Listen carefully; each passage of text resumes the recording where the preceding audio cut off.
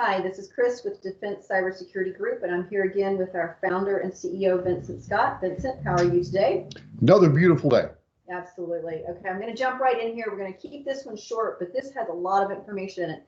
So my question to you, Vince, is if I'm a small company in the DoD contracting space, and by small, I mean less than 500 employees, what do I need to know and what do I need to do now about all these cyber requirements that we're hearing about? Because it's all over the news and we're hearing about it from other contractors. Right. So there is a tremendous amount of churn in the marketplace right now about the new cyber requirements that DoD rolled out last fall. And you're starting to see prime contractors send letters and emails to their subcontractors about their preparation and their submission and work against the cyber requirements.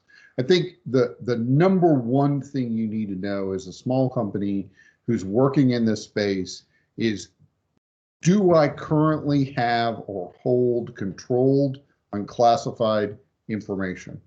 There's a very specific definition of that. However, in brief, it's information that the Department of Defense has decided needs controls and falls into one of the categories that NARA has issued that cover all the different types of CUI. So if you have CUI, then you have a much higher level standard that you need to meet. And the first thing that you need to be concerned about is the submission of your basic self-assessment to the Department of Defense against the existing cyber requirements. So what the department has said is that they are not going to issue any more contracts, mods, extensions, options years, anything, unless you have submitted to them your cybersecurity basic self-assessment. There's very specific definitions on what that is. DCMA has put out a methodology on it. If you want more information on it, please contact Defense Cybersecurity Group. We can point you in the right direction for where you get the department's methodology and how that should work for you. And so it's critical for you to be aware of whether or not you have CUI and whether or not this requirement to submit what I keep calling your homework to the department is out there or not. We also have a number of contracting officers out there who are soliciting the input of this when you don't have any controlled and classified information. Now, how you respond to that is up to you. I know that challenging contracting officers when they've told you to do something, whether they're right or not, can be very problematic. But technically, if you do not have controlled unclassified information, there's no requirement for you to submit your basic self-assessment. However, that requirement is going out broadly. It's being rolled onto contracts, and you also have a lot of prime contractors who are simply passing that on to their subs and saying, you must submit your homework. Now, in the future, as new contracts roll out, you can expect them to be checking for your submission prior to contract award. So in that case, I would argue if they have the controlled and classified information clauses in the contract, and the contracting officer thinks this might involve CUI, they can hold you accountable for having that submission in prior to awarding the contract to you. So this is really critical because it could upset your next contract award.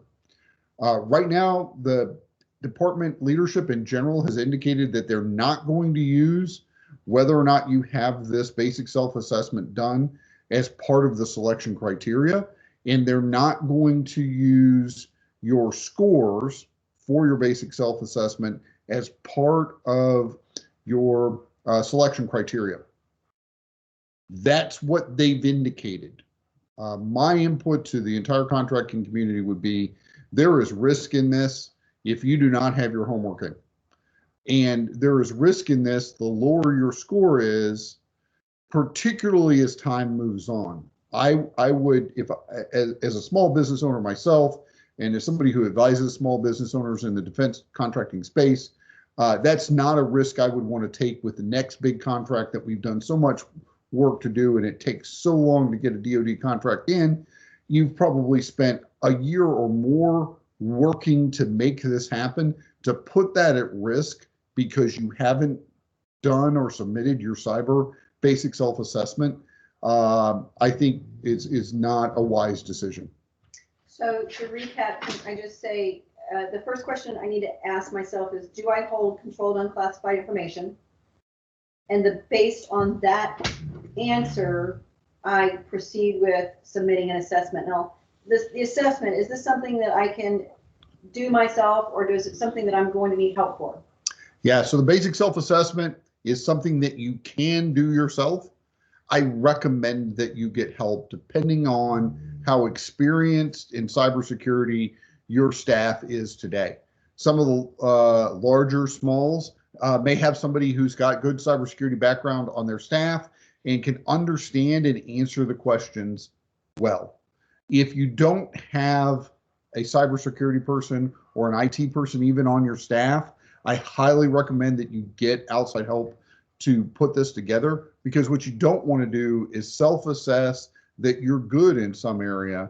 And then later on down the road, when we start having assessors show up to independently assess these, then find out at that time that really there was some big rock that you needed to be working on and you were not even aware of it because you read the requirement, you're really not an expert on this, you didn't know that it meant that, and now they've come in and asked you for something and you're not prepared. Got it. Okay then. Well, Vince, thank you for your time, and we look forward to our next interview. Thanks, Chris. I look forward to the next opportunity to talk to the contracting community. Cheers.